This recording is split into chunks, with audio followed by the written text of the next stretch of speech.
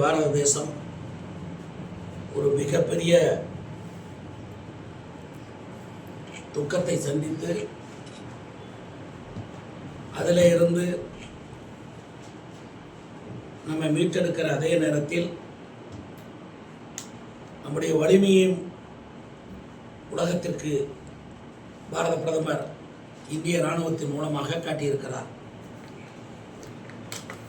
அந்த வகையில் இந்திய இராணுவத்திற்கு பாரத தேசத்தில் இருக்கிற அத்தனை பேரும் மத வேறுபாடின்றி, மாநில வேறுபாடின்றி, அரசியல் வேறுபாடின்றி அனைவரும் ஒற்றுமையாக இவ்வளவு பெரிய வரலாற்று பெருமையை ஒரு வலிமையான இந்திய இராணுவம் என்பதை நிரூபித்து காட்டியிருக்கிற இந்த நிகழ்வுகளுக்கெல்லாம் இன்றைக்கு நாடெங்கும்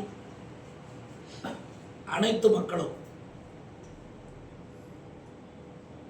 ஆண்டோர்கள், சான்றோர்கள், ஆன்மீகவாதிகள்,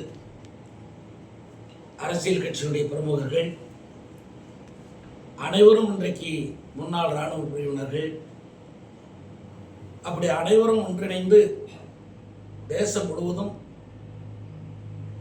சிந்தூர் ஆபரேஷனுக்காக அதில் உயிர் நீத்த இராணுவ வீரர்களுக்கு அஞ்சலி செலுத்துவதும், எவ்வளவு திறமையான பொதுமக்களுக்கு பாதிப்பு இல்லாமல் பாகிஸ்தானுடைய தீவிரவாதத்தை அடக்கியதற்கும், அதே நேரத்தில் பாகிஸ்தான் இராணுவம் வாலாட்டிய போது அதையும் ஒட்ட நெருக்கி இன்றைக்கு உலக அரங்கில் பாரத தேசத்தை மிக உயர்ந்த இடத்திலே கொண்டு செலுத்தியிருக்கிற பாரத பிரதமர் நரேந்திர மோடிக்கும் நன்றி செலுத்துகிற விதமாக நாடெங்கும் இன்றைக்கு சிந்தூர் ஆபரேஷனுக்காக மூவர்ண கொடி யாத்திரை நடத்தி கொண்டு வருகிறோம். அதிலே தமிழ்நாட்டை பொறுத்தவரை இன்றைக்கு 67 மாவட்டங்களில், இதுகாலம் 21 மாவட்டங்களில் இந்த யாத்திரை நடந்து முடிந்திருக்கிறது. வருகிற நம்முடைய பெருங்கோட்டத்தை பொறுத்தவரை, சேலம் பெருங்கோட்டத்தை பொறுத்தவரை ஒசூரிலே கிருஷ்ணகிரி 2 மாவட்டங்களும் இணைந்து ஒசூரிலே நடத்தினோம். அதில் மாநில தலைவர், முன்னாள் மாநில தலைவர், தேசிய பொதுச் செயலாளர் துஷ்யந்த் போன்றவர்கள் கலந்து கொண்டார்கள். நம்முடைய மாநிலத்தினுடைய பொறுப்பாளர் அரவிந்த் மேனன் அவர்கள் கலந்து கொண்டார்கள். அதனைத் தொடர்ந்து இன்றைக்கு மாநில அளவிலான கூட்டம் நடைபெறுகிறது. இதனைத் தொடர்ந்து நாளை மறுதினம் தொடர்ந்து 20, 24, 25 தேதி வரை, முதலில் நாங்கள் 22ஆம் தேதியோடு மாவட்ட அளவிலான யாத்திரை முடிப்பதாக இருந்தோம்.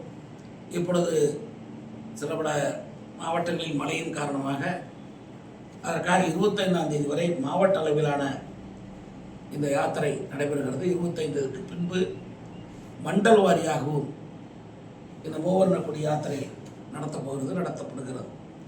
அந்த வகையிலே இன்றைக்கு நாளை மறுதினம் திருச்செங்கோட்டிலே நாமக்கல் மேற்கு மாவட்டத்தின் சார்பிலே யாத்திரையும், அதற்கடுத்து 23ஆம் தேதி ஒரு மாபெரும் யாத்திரையை மிகப்பெரிய அளவில் நாமக்கல் நகரில் நாங்கள் நடத்தப் போகிறோம். நாமக்கல் நகரில் நடத்துகிற அந்த யாத்திரையில் நம்முடைய மாநில தலைவர் நயனா நாகேந்திரன் அவர்களும், நம்முடைய மத்திய இணையமைச்சர் முருகன் அவர்களும் கலந்து கொள்கிறார்கள். இந்த வட்டாரத்தில் இருக்கிற அனைத்து பிரமுகர்களும் நாளையிலிருந்து இன்றைக்கு நாங்கள் அதற்கான கூட்டத்தை போட்டிருக்கிறோம். கூட்டம் முடிந்ததற்கு பின்பு வட்டாரத்தில் இருக்கிற கல்வியாளர்கள், அதேபோல் வர்த்தக சங்கங்கள், இவைகள் எல்லாம் நேரடியாக என்னுடைய மாவட்ட தலைவரும் இதற்காண்டு பணிக்கப்பட்டிருக்கக்கூடிய மாவட்டத்தின் நிர்வாகிகளும் நேரடியாக சென்று அழைப்பு விடுப்பார்கள். அனைவரும் கலந்து கொள்ளுகிற வகையிலே இந்த பேரணி அமையும். நேதாஜி சிலையிலிருந்து பேரணி புறப்பட்டு பேருந்து நிலையம் அருகிலே முடிவு பெறுகிற வகையிலே திட்டமிடப்பட்டிருக்கிறது. இந்த பேரணியில் நம்முடைய ஒற்றுமையை காட்டி பாரத பிரதமருக்கும் பாரதத்தினுடைய இந்திய இராணுவத்திற்கும் நாம் மிகப்பெரிய அளவிலே நன்றியும் பாராட்டும் தெரிவிக்கிற ஒரு வரலாற்று சிறப்பு மிக்க பேரணியை நாமக்கல் காண இருக்கிறது. உங்களை போன்ற பத்திரிகையாளர்கள் அதற்கு ஆதரவு தந்திட வேண்டும் என்று கேட்டுக்கொள்கிறேன்.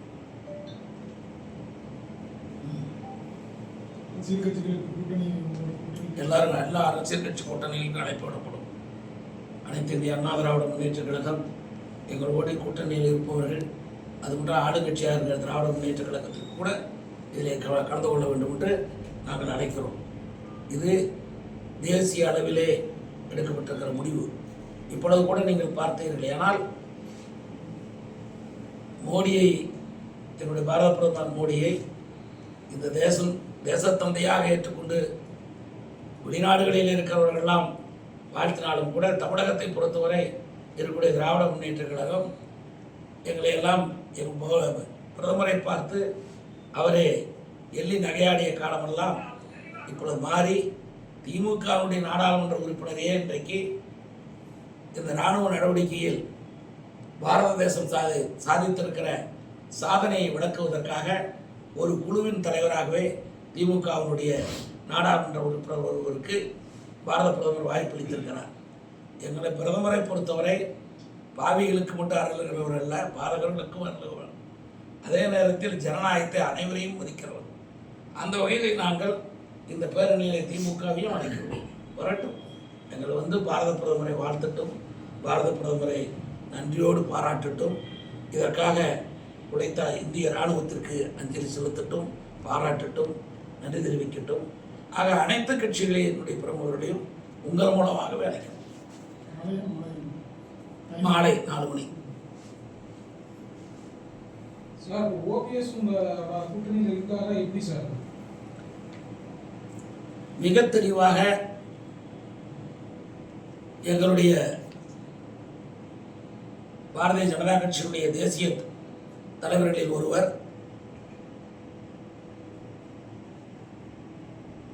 மாண்புமிகு உள்துறை அமைச்சர் அமித்ஷா அவர்கள் திட்டவட்டமாக அறிவித்து விட்டு சென்றிருக்கிறார்.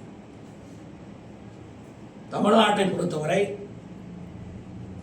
தேசிய ஜனநாயக கூட்டணிக்கு அனைத்து இந்திய அண்ணா திராவிட முன்னேற்ற கழகத்தின் பொதுச் செயலாளர் எடப்பாடி பழனிசாமி தலைமையில் கூட்டணி அமையும். ஆக கூட்டணி பேச்சுவார்த்தை யாரெல்லாம் சேர்ப்பது, யாரெல்லாம் இருப்பது, எவ்வளவு சீட்டுகள் வழங்குவது, எப்படிப்பட்ட முடிவுகளை எடுப்பது, அனைத்தும் அனைத்து இந்திய அண்ணா திராவிட முன்னேற்ற கழகத்தின் பொதுச் செயலாளராக இருக்கிற பழனிசாமி அவர்களை சார். இதுதான் திட்டவட்டமான முடிவு என்று ஏற்கனவே அறிவிக்கப்பட்டு விட்டது. சார், இப்போ முன்னாள் மத்திய அமைச்சர் ப. சிதம்பரம் ஒரு செய்தி சொல்லியிருக்காரு, நீங்களே பார்த்துருக்கீங்க. இப்போ பாஜக வலுவான கூட்டணியா இருக்கு அப்படின்னு அவரே சொல்லியிருக்காரு. அதை பற்றி நீங்க என்ன சார் சொல்றீங்க? அவரும் சொல்லியிருக்காரு, அவரோட மகன் அவரும் சொல்லியிருக்காரு, பாஜக கூட்டணி ரொம்ப வலுவா இருக்கு, இந்தியா கூட்டணி இது பண்ண முடியாது அப்படின்னு சொல்லியிருக்காரு சார். இல்லை, அவங்க காங்கிரஸ் ஒருவேளை திமுக காங்கிரஸை கரட்டி விடலாம்னு நினைக்கலாம். அதனால் பாஜக வலுவாக இருக்குது, எங்களை கழட்டி விட்டுறாதீங்க, எங்களையும் சேர்த்துக்கிட்டு கூட்டணியில் தொடர்ந்து வச்சிருங்க அப்படின்னு சொல்கிறதுக்கான முயற்சியாக இருக்கலாம். இல்லை வேறு விதமாக உண்மையாகவும் கூட இருக்கலாம். இது எல்லோருக்கும் தெரிந்த உண்மை. அது அவர் ஒன்றும் புதுசாக சொல்ல வேண்டியதில்லை. பாரதிய ஜனதா கட்சியினுடைய கூட்டணி வலுவாகத்தான் இருக்கிறது, வலிமையாகத்தான் இருக்கிறது. 2026 ஆட்சி அமைக்கும். இதை அவர் நீண்ட காலமாக அரசியல் அனுபவம் பெற்றவர், நீண்ட காலமாக உள்துறை அமைச்சராக இருந்தவர். ஆக இந்தியாவுடைய அரசியல் நிலைமைகள் அத்தனையும் அவருக்கு தெரியும். ஆக ஒருவேளை அவர் அந்த உண்மையும் சொல்லியிருக்கலாம், இப்படியும் சொல்லியிருக்கலாம், அப்படியும் சொல்லியிருக்கலாம். ஆனால் பொதுவாக இது உள்ளங்கை நெல்லிக்கணியாக தெரிகிறது. பாரதிய ஜனதா கட்சியுடைய கூட்டணி வலிமையாக இருக்கிறது என்பது அனைவரும் ஏற்றுக்கொண்டிருக்கிற விவகாரம். பாமக உட்கட்சி பூசல் பயங்கரமா இருக்கு சார். ஒரு தரப்பு பாஜகவுக்கு ஆதரவு தெரிவிக்கிறாங்க, இன்னொரு தரப்பு அதிமுக திமுக ஆதரவு தெரிவிக்கிறாங்க. அப்படி யாரும் திமுகவுக்கு ஆதரவுன்னு, பாஜகவுக்கு ஆதரவோ திமுகவுக்கு ஆதரவோன்னு அவங்க கட்சியினுடைய பொதுக்குழுவோ அல்லது வேறுபட அந்த மாநாடு நடத்தினார்களே, அதிலெல்லாம் ஒன்றும் அப்படி ஒன்றும் தீர்மானம் போட்ட மாதிரி தெரியலையே. உள்கட்சியில் அறைக்குள் பேசுவது, அவர்களுக்குள் பேசிக்கொள்வது, இதையெல்லாம் விமர்சனங்கள், பத்திரிகைகள் வேண்டுமானால் விமர்சனங்கள், வாதங்களுக்கு உட்கார்ந்தவர்கள் மாத சம்பளத்தில் வாதங்களுக்கு கன்வீனர்களாக உட்கார்ந்துருக்கிறார்களே, அவர்களுக்கு வேண்டுமானால் இது பெரிய விவகாரமாக தெரியலாம். எங்களை பொறுத்தவரை அரசியல் கட்சிகளை நடத்துகிற அரசியல் கட்சிகளுடைய முன்னணி தலைவர்களாக இருக்கிறவர் எங்களை போன்றவர்களுக்கெல்லாம் அதை பற்றியெல்லாம் நாங்கள் கவலைப்படுவதே கிடையாது. ஒரு கட்சிக்குள்ளே 1000 பிரச்சனைகள் வரும். தேர்தல் நேரத்தில் கூட்டணி அமைத்து கூட்டணிக்கு 2 கட்சிகளும் ஒப்பந்தம் போடப்பட்டு அது அந்த கட்சி நாட்டு மக்களை சந்திக்கிற போது என்ன நிலையோ அதுதான் தவிர இப்பொழுது 1.5 ஆண்டுகளுக்கு முன்னாலே அல்லது 1.25 ஆண்டுகளுக்கு முன்பு அந்த கட்சியில் கணக்கு போனார், தெக்க போனாங்க, அவங்க கொழுந்தியா வந்து பேசுனாங்க, மாமியை வந்து பேசுனாங்க, மருமை வந்து பேசுனாங்க, அப்படியெல்லாம் பேச்சு கொடுக்குற அதையெல்லாம் பார்த்து கவலைப்படுகிற அளவுக்கு எங்களுடைய தேசிய கட்சி இல்லை. நாங்கள் எத்தனையோ மாநிலங்களை ஆளுகிற கட்சி, உலகத்திற்கு வழிகாட்டுகிற கட்சி. ஆக இந்த ஒரு கட்சியில் இருக்கக்கூடிய பிரச்சனைகள் இருக்கிறது என்று அதை வைத்துக் கொண்டு அரசியல் செய்கிற அளவுக்கு நாங்கள் கிடையாது. அமலாக்கத்துறை சோதனை வந்து திமுக நெருக்கடி நேற்றுக்கு முன்தினம் கூட அப்படி என்றால் இப்போ அதிமுகவுக்கு நெருக்கடி கொடுப்பதற்காக லஞ்ச ஒழிப்புத்துறையில் திமுக அதிமுகவினுடைய பிரமுகர்களையெல்லாம் திமுக பழிவாங்குதுன்னு சொல்லலாமா? இதெல்லாம் சும்மா அவங்க எல்லாத்துக்கூட சொல்லிட்டு இவங்களோட லஞ்ச ஒழிப்புத்துறை கீழே பேச்சுவார்த்தை நானே நின்று இருந்தேன். கலைஞர் தலையிலே அடிச்சுக்கிட்டாரு, தலையில் அடிச்சுக்கிட்டாரு. என்னையா இங்கே அலையன்ஸ் வருஷத்துக்கு இங்கே வரானுங்க, மேலே ரைடு விடுறானுங்கன்னு. கலைஞர் டிவியில் மேலே ரைடு, என்னையா அதெல்லாம் பேசி என்னையா அப்படின்னா அப்போ எம்பி சார் திமுகவில் இப்போ மண்டல பொறுப்பாளராக பிடிச்சி அந்த தேர்தல் பணிகளை தொடங்கிட்டு இருக்காங்க. நல்ல வேலை. இதை பார்த்தாவது எல்லாரும் அது மாதிரி பண்ணணும்.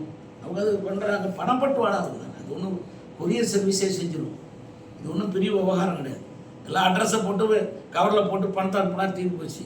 அவங்க பாயிண்ட் அவ்வளோதான். அது பிரித்து கொடுக்குறாங்க. இப்போ செந்தில் பாலாஜிக்கிட்ட இருந்து மந்திரி சபை போயிடுச்சு.